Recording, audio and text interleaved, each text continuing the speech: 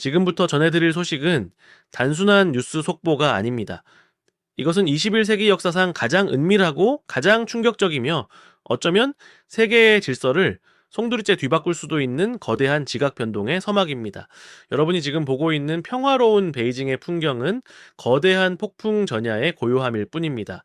전 세계 그 어떤 주류 언론도 감히 보도하지 못하고 있는 베이징 중남의 종난하이, 깊숙한 곳에서 벌어지고 있는 권력의 암투와 군부의 동요, 그리고 시진핑 주석의 극단적인 공포가 만들어낸 전대미문의 사건, 바로 인민해방군 통신기기 전면 몰수 명령과 그 이면에 숨겨진 피비린내, 나는 진실을 낱낱이 파헤쳐 드리겠습니다.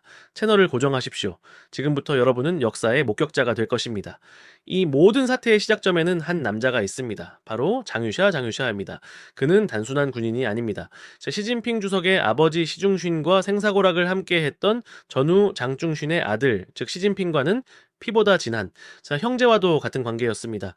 시 주석이 집권 10년 넘게 군부의 절대적인 충성을 이끌어낼 수 있었던 것은 바로 이 장유샤라는 든든한 군부의 큰형님이 버티고 있었기 때문입니다. 시진핑은 그를 중앙군사위원회 부주석이라는 군 통수권자 바로 아래 최고 실권자 자리에 앉히고 자신의 등을 온전히 맡겼습니다. 하지만 권력이라는 마약은 가장 믿었던 형제조차 적으로 돌리게 만듭니다. 시진핑 주석이 추진해온 끝없는 반부패 사정 작업, 그 서슬퍼런 칼날이 리상프 국방부장을 넘어 로켓군, 로켓포스, 지휘부를 초토화시키더니 급기야 성격 중의 선격이라 불리던 장유샤의 턱 밑까지 들이닥쳤습니다. 장유샤는 직감했습니다. 다음은 나다. 토사구팽의 시간이 왔다. 생존 본능이 발동한 호랑이는 가만히 앉아서 죽음을 기다리지 않습니다.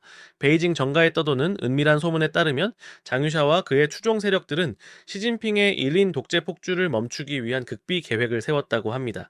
그것이 단순한 간언이었는지 아니면 무력을 동원한 궁정 쿠데타였는지는 아직 베일에 쌓여 있습니다. 하지만 확실한 것은 이 움직임이 발각되었고 시진핑 주석은 이를 자신에 대한 가장 치명적인 배신으로 받아들였다는 점입니다. 1월 18일 밤 징시 호텔의 총성 소문과 함께 장유샤는 역사 속으로 사라졌습니다. 공식적으로 확인되진 않았지만 그의 신변에 심각한 이상이 생겼다는 것은 정설입니다. 군부의 구심점, 군인들이 믿고 따르던 큰형님이 하루아침에 반역자로 몰려 숙청당하자 인민해방군 내부는 그야말로 벌집을 쑤신 듯 발칵 뒤집혔습니다. 충격은 곧 분노로, 분노는 걷잡을 수 없는 공포로 변했습니다. 장유샤도 죽는데 하물며 우리 같은 피라미들은 장유샤의 실각 소식이 군 내부로 퍼져나가는 속도는 빛보다 빨랐습니다. 시진핑 주석은 공포에 질렸습니다. 그는 알고 있습니다. 총군은 언제든 주인을 향해 돌아갈 수 있다라는 것을. 만약 장유샤를 따르던 수많은 장성들과 영관급 장교들이 서로 연락을 취하고 불만을 공유하며 조직적으로 움직이기 시작한다면 그것은 시진핑 체제의 종말을 의미합니다. 그래서 내려진 명령이 바로 전군통신기기 몰수입니다. 전직 중국 공산당 관료 두웬의 폭로에 따르면 중남해는 지금 패닉 상태입니다. 시 주석은 군인들이 서로 연락하는 것 자체를 원천 봉쇄하고자 했습니다. 상상해 보십시오. 거대한 대륙 곳곳에 퍼져 있는 수백만 인민해방군 병경에 일제히 비상사이렌이 울립니다. 영문도 모른 채 연병장에 집결한 군인들, 그들 앞에는 헌병들이 살벌한 표정으로 서 있고 지휘관은 떨리는 목소리로 명령합니다. 지금 즉시 개인이 소지한 모든 휴대폰, 태블릿, 통신 가능 기기를 반납하라. 예외는 없다. 숨기는 자는 즉결 처분한다. 단순히 스마트폰을 뺏는 차원이 아닙니다. 이것은 군대의 신경망을 끊어버리는 행위입니다. 현대전에서 통신은 곧 생명입니다. 그런데 최고 사령관이 자신의 군대를 믿지 못해 그들의 눈과 귀를 스스로 멀게 만들었습니다. 병사들은 가족에게 안부 전화조차 할 수 없고 장교들은 옆 부대 상황이 어떤지 전혀 알 수 없습니다. 그들이 접할 수 있는 정보는 오직 당에서 내려보내는 검열된 선전물 뿐입니다. 베이징은 지금 거대한 정보의 감옥이 되었습니다. 여기서 더욱 소름 끼치는 사실이 하나 더 있습니다. 여러분은 중국 군인들이 어떤 폰을 쓰는지 아십니까? 아이폰, 갤럭시, 천만의 말씀입니다. 그들은 보안이라는 명목에 특수 제작된 스마트폰을 사용합니다. 그리고 이 기기들의 제작사는 바로 중국 기술 굴기의 상징이자 인민군과 때려야 뗄 수 없는 관계인 화웨이입니다. 이 군용 스마트폰은 단순한 전화기가 아닙니다. 이것은 병사 개개인을 24시간 감시하는 전자족쇄입니다. 기기 내부에는 제조 단계에서부터 심어진 하드웨어적 백도어 칩이 존재합니다. 운영체제 OS, 역시 민간용과는 완전히 다른 당국의 통제를 받는 폐쇄형 시스템입니다. 네, 이 시스템에는 클라우드 타겟 잠금, 클라우드 타겟 렉 기능이 탑재되어 있습니다. 예를 들어 보겠습니다. 어느 날 한 병사가 부대 내에서 심상치 않은 움직임, 예를 들어 허가받지 않은 전차의 이동이나 숙청되어 끌려가는 동료의 모습을 목격하고 무의식적으로 폰을 들어 사진을 찍으려 했다라고 칩시다. 셔터를 누르는 순간, 아니 카메라 렌즈가 그 장면을 포착하는 그 찰나의 순간 AI 감시 시스템이 작동합니다. 이미지는 실시간으로 베이징 공안국 서버로 전송되고 AI는 경고, 1급 보안 위반 상황 발생, 반란 징후 포착이라는 메시지를 띄웁니다. 그 즉시 해당 스마트폰은 원격으로 벽돌, 브리크이 되어 먹통이 되고 동시에 GPS 위치 정보가 헌병대 상황실로 전송됩니다. 5분 뒤 그 병사는 쥐도 새도 모르게 사라질 것입니다. 이것이 바로 지금 중국 군인들이 침묵할 수밖에 없는 이유입니다. 그들은 알고 있습니다.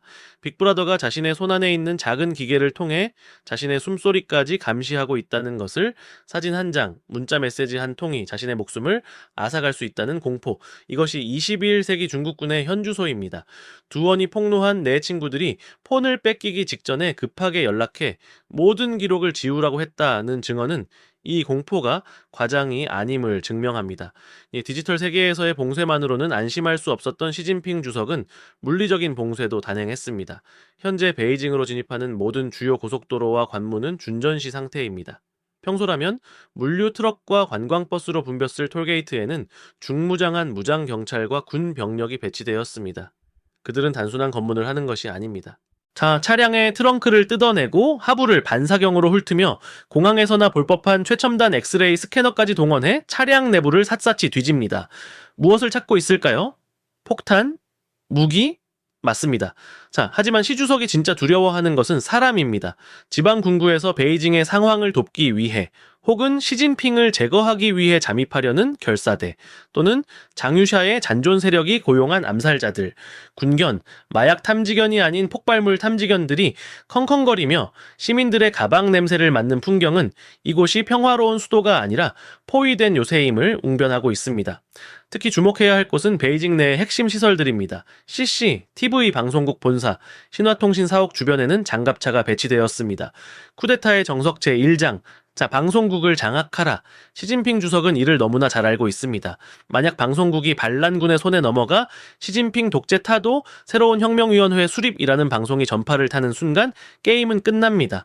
그는 자신의 목소리를 낼 수 있는 마이크를 지키기 위해 군대를 주둔시킨 것입니다. 또한 베이징 시내 그 주요 군사시설 주변에 이동통신 기지국 신호가 조작되고 있다라는 첩보도 있습니다. 특정 지역을 지날 때 갑자기 통화가 끊기거나 데이터 통신이 먹통이 되는 현상. 이는 당국이 재밍 전파 방해를 통해 해당 지역 내의 정보 소통을 물리적으로 차단하고 있음을 시사합니다. 그렇다면 왜 지금 절대 권력자 시진핑을 향한 군부의 반발이 터져 나온 것일까요? 그것은 바로 임계점 엣지 크리티컬 포인트를 넘었기 때문입니다.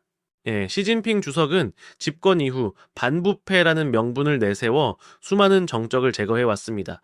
처음에는 인민들도 환호했습니다.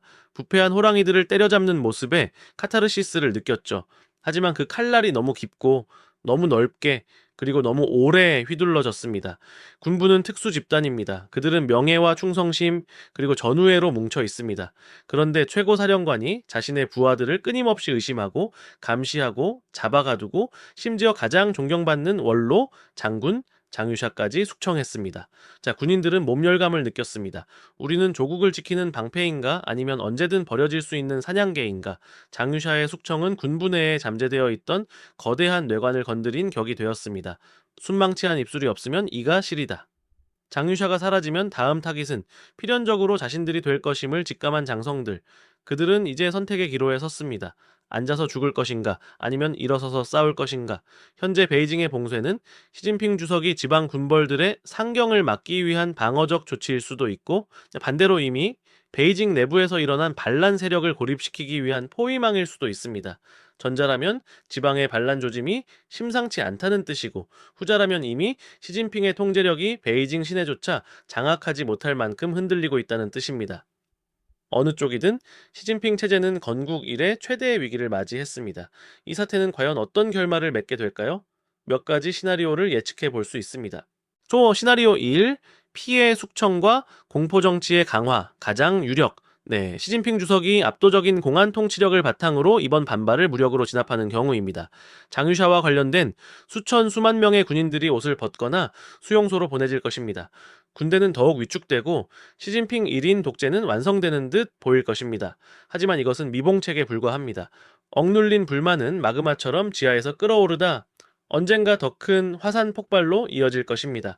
통신기기 몰수는 군의 작전 수행 능력을 치명적으로 약화시켜 겉만 번지르르한 종이 호랑이 군대를 만들 것입니다. 시나리오 2. 군부의 조직적 저항과 타협, 궁정 쿠데타. 군부의 반발이 예상보다 거세어 시진핑 주석이 한 발 물러서는 경우입니다. 장유샤의 명예로운 은퇴를 보장하거나 군부 숙청을 중단하는 선에서 타협을 볼 수도 있습니다. 하지만 절대 존엄의 상처를 입은 독재자가 과연 타협을 할까요? 그리고 한 번 칼을 뽑았던 군부가 독재자의 약속을 믿을 수 있을까요? 이 시나리오는 불안한 동거 혹은 제2의 피바람을 예고하는 잠정적 휴전에 불과합니다. 시나리오 3, 내전의 서막, 최악의 시나리오, 베이징의 통제력이 상실되고 각 지역의 군구 사령관들이 중앙의 명령을 거부하며 독자적인 행동에 나서는 경우입니다. 이는 현대판 군벌 시대의 도래를 의미합니다. 거대한 중국 대륙이 여러 조각으로 쪼개져 내전의 소용돌이에 휘말리는 상황, 세계 경제는 붕괴하고 동아시아 안보는 파국으로 치닫게 될 것입니다.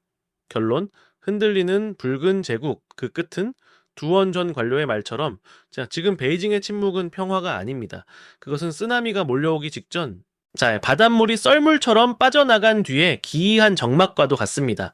통신기기를 빼앗긴 병사들, 눈과 귀가 막힌 지휘관들, 그리고 그들을 의심의 눈초리로 감시하는 독재자, 신뢰가 사라진 조직은 이미 죽은 조직입니다. 시진핑 주석은 스마트폰을 뺏음으로써 당장의 모의를 막았다고 안도할지 모릅니다. 하지만 그는 더 중요한 것을 잃었습니다. 바로 200만 인민해방군의 마음입니다. 총구는 물리적인 힘으로 돌릴 수 있지만 반가쇠를 당기는 병사의 마음은 강제로 얻을 수 없습니다.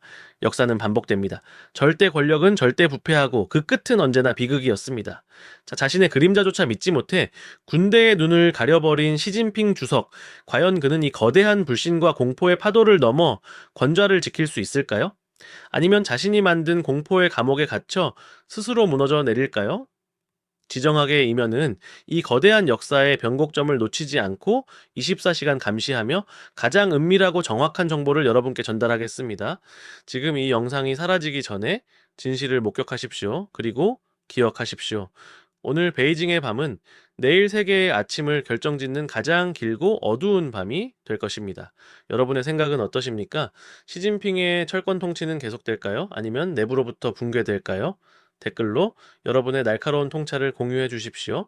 구독과 좋아요는 진실을 알리는 가장 큰 힘이 됩니다. 감사합니다.